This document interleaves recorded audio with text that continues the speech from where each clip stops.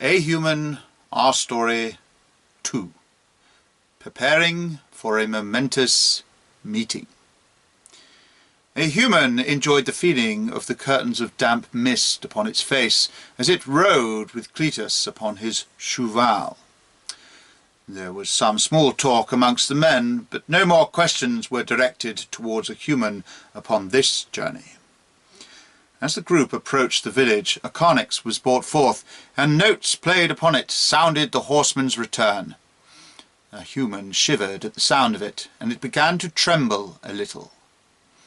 "I feel you, Ankov, my steed also. This is a good omen for you who must speak with the wisest tonight," said Cletus over his shoulder. A human could not find any words at present, but murmured, and the ride continued over the grasses and tundra towards the village. A human's eyes once again filled with Saccard as it was brought through the village gates. It looked up at the armed men in blue paint staring down at it. It looked round at the faces of women and children looking up at it, and it had a good deal of wondering at where exactly it was to contemplate. It was now time to dismount. Cletus effortlessly swung himself from the horse as a boy came up to take the reins from him. "Come, Ankov, dismount," he said, offering his hand. A human accepted, and soon had its bare feet upon the ground of the village. It felt the passage of time and life here, weaving its way up from its soles to a human heart. "Ankov, there is a great deal of things for me to attend to now I am home. For the rest of today, Vicarious will be your guide. He will see you washed, clothed, welcomed and fed. For tonight you shall join us in Bacchanalia as we prepare for your meeting with the one who is wisest. I am curious to see what he will make of you," said Cletus, grabbing a human by the bicep and looking it in the eyes. "For you are indeed a mystery." And with that he turned to those who were waiting for his attention and strode off amongst them. "So it has fallen to me to clean you up, eh?" said the gruffer voice, stepping forwards. "Come on, follow me. First a wash and some proper clothes," uttered Vicarious as he began to walk away immediately. A human stood looking blankly at him, overcome with aphantasia. Sensing its lack of movement, Vicarious turned back and demanded, "Here, follow, now!" A human suddenly realized what he had meant by his shrill commands, and it began to follow him deeper into the village. The large man led them into the dimness of a stone hut, where a small fire burnt, letting it smoke up through the adequate opening in the thatched roof. "Luena, some clothes for this thing we have found on the moors," he shouted as he entered the dwelling. "Welcome home, Vicarious, and what is it you bring with you this time?" asked the female voice as it stepped forward to reveal a fine-looking woman behind it. "What do you mean, what is it? That's not your question to be asking. For the wise one tonight only shall such questions be asked. In the meantime, call it Ankov. Cletus wants it washed, clothed and fed. Make sure it is so.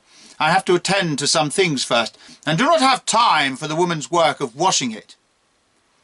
Luena made her way over to look at a human. "Yes, I can see why now. Well, go and do what you need to do. I will wash, clothe and feed it for you. You haven't damaged it, have you? It's awfully quiet," she asked inquisitively, looking at a human. "Of course not. Now I must go and attend to these pressing matters. The men need the presence of my strength for the organization of this evening's Bacchanalia." "Dowr, we will find you there later, no doubt. Possibly with too much mead in your belly. Isn't that right, Ankov?" "I shall do as I please, woman. You just do as I ask," said the braggadocious man, and left the hut. "Do not pay too much attention to his ill manners, Ankov. There is a good man hidden underneath all his bravado. Now come, let's get you down to the river where we can bathe you. Malquick," she called. A young girl's face came running in from outside. She stopped at the sight of a human. "Don't stare at it, Malquick. Open your ears instead of your eyes and listen. I need you to prepare some herbs of cleansing for our guest who is to be bathed. In the meantime I will find some suitable clothes for it, for I don't think it understands what we are saying. Now run along, girl. You know what to pick and prepare in order to cleanse the body." The girl disappeared. A human stood and watched in fascination as the woman Rowena rummaged through a nearby chest of clothes. It could in fact understand every word of what was being said, but its mind was just so full of troubling thoughts that it couldn't speak just yet. It watched keenly as Rowena came and took it by the arm and led it out into the daylight. The mists were beginning to be chased away as more and more light was fighting to illuminate the village. Children ran up to look at a human, and many adults eyed it warily as it passed. "It needs a good wash. I am taking it down to the river to do so," Rowena called out as if to answer unspoken questions. More and more curious folk began to follow them. A human's eyes widened as it was led down into the waters. They were ice-cold and intensely invigorating. It stopped in its tracks. For a human was unsure if this discomfort was pain it was feeling. "Come now, the cold will awaken you, not hurt you.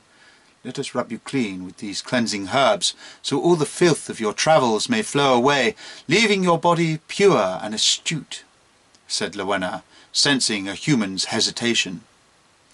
A human didn't understand why, but it trusted this woman, and so it accepted the cold of the waters. It was made first to sit and then to lie back underneath the flow of the river. It was raised with a gasp, and the women and children that had become so fascinated with it stepped forward to join in with the rubbing of the herbs across its body. A human could feel the goodness of their power, and it accepted the sensation as a healing pleasure. When it had been cleaned, it was raised from the waters, and the women and children under Rowena's command dressed it in the fashion of the village. Finally its hair was brushed and plaited, and a little of the blue paint applied upon its skin. "There. Its name is Ankoff, now Ankoff of the Yadjo," said Rowena, stepping back to admire her work with a smile. "Thank you," said a human, looking at her. Everyone looked shocked, Rowena most of all. Then she laughed and said, "You are most welcome, Ankoff of the Yadjo. Come with us back to the centre of our village. I am sure Vicarious will be pleased to see you looking more wholesome, and no doubt he is there drinking and eating already. So we will trouble him for a little of his food to feed you. Let's go." The women and children walked along excitedly as the group made its way back to the centre of the village. A human smiled, for now it thought of such things it was hungry, and it was certainly happy to be amongst such fine a people as the Yadjo.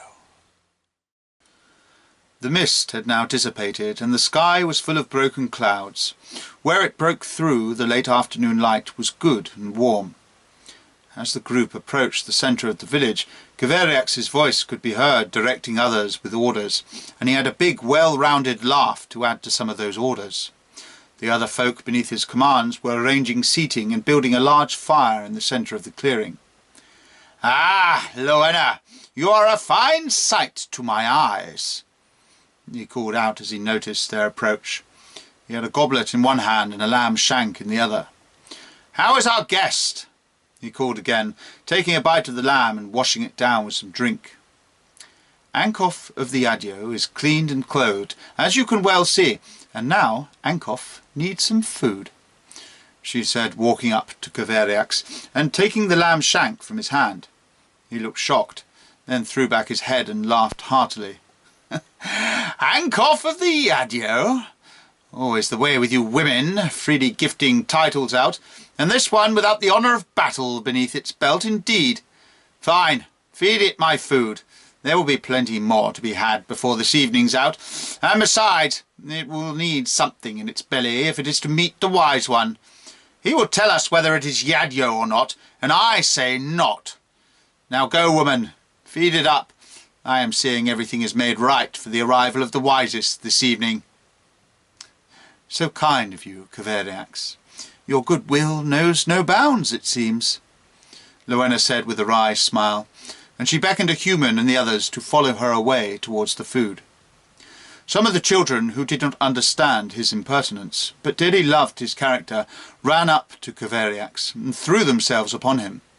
Vicarious laughed and indulged the youths with their desire to play-fight with him. He is incorrigible in his manners, but there are none who can stand before his axe-swing, and that axe-swing is what has and what does keep this village safe. Now come, we must all eat before the drinking this evening, said Rowena, and the group walked towards a cauldron that hung over some hot coals. The women dished out a lamb stew, and everyone ate and enjoyed their good health together. A human sat and watched as all around it the afternoon proceeded into evening, and the look and manner of the village was transformed. It seemed that the novelty of its arrival was waning, and there was something more exciting approaching on the horizon. By the flames of torch and firelight, the faces of the villagers looked so different, and as the mead began to circulate, smiles began to widen, and laughter flowed more freely. Soon there was two grand figures walking through the centre to approach a human. It was Vicarious and the chief of the Adjo, Cletus. "I have made sure it has been washed, clothed, and fed as you commanded," a human heard Vicarious say to Cletus as they neared. "Ankoff, I am glad to see you well, and looking fine in the garments of our tribe," said Cletus. "Thank you, chief," replied a human. "This evening we bring forth the wise one, with whom you must speak. We all are looking forward to hearing the questions and answers between you both. Isn't that right, Yadjo?" he shouted out. The tribe cheered in exceedingly positive fashion. "But first, Ankoff, you must drink with us and listen to the music, for the wise one demands our undivided attention before he arrives.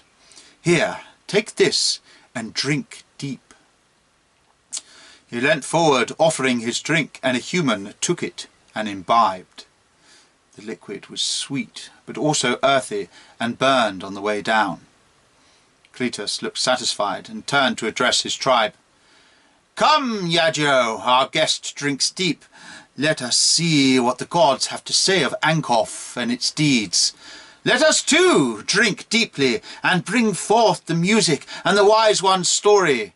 Come, instruments, to the fire, Yadjo." There was a cheer, and several naked tribespeople, painted all in blue, approached the central fire and began to circle it, playing their instruments. Then a naked woman stepped forward and began to sing in a voice of staggering beauty. A human recognized the woman. It was Rowena. And so the story of the wise one began around the fire in the centre of the village of the Adjo, and a human's mind became unmoored.